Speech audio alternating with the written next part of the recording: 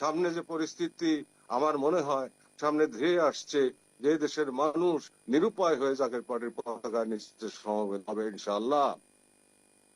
এবং এখান থেকেই কেবলান হুজুর রুহানি দুয়ার বরকতে আল্লাহ তাআলার অপার রহমত জগতের উপর নেমে আসবে, বাংলার মানুষের উপর নেমে আসবে, এবং সমস্ত দুঃখ কষ্ট বেদনা যাতনা লাঞ্ছনা গঞ্জনা দূর হয়ে যাবে।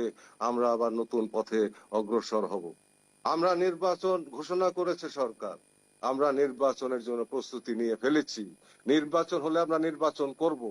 আর যদি নির্বাচন না হয় তবে অন্য যে কোনো পরিস্থিতি মোকাবেলার জন্য জাকের পার্টির 21 লক্ষ নেতা কর্মী এবং 3 কোটি সমর্থক সম্পূর্ণরূপে প্রস্তুত রয়েছে।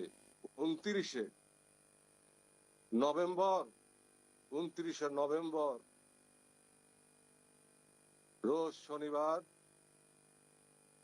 ঢাকার সরোয়ার্দী উদ্যানকে কেন্দ্র করে ঢাকা শহরে জনগণের সমুদ্র সৃষ্টি করে আমরা দেশবাসীকে সাথে নিয়ে মহাসমাবেশ করব, নির্বাচনী মহাসমাবেশ। আমরা জনগণের কাছে আহ্বান জানাতে থাকব, আবেদন করতে থাকব।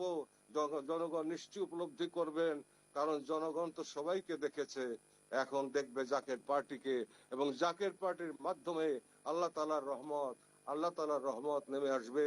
জাকের পার্টির হাত ধরেই এদেশের মানুষ উদ্ধার পাবে, স্বাধীনতা সুসংহত হবে, অর্থনৈতিক মুক্তি আসবে, গরিব দুঃখী মেহনতি মানুষের মুখে হাসি ফুটবে, ধনী দরিদ্র নির্বিশেষে সবাই সবাইকে ঐক্যের বন্ধনে আবদ্ধ হয়ে এক জাতি সত্তা হিসেবে সবাই এক পরিবারের মতো বসবাস করবে।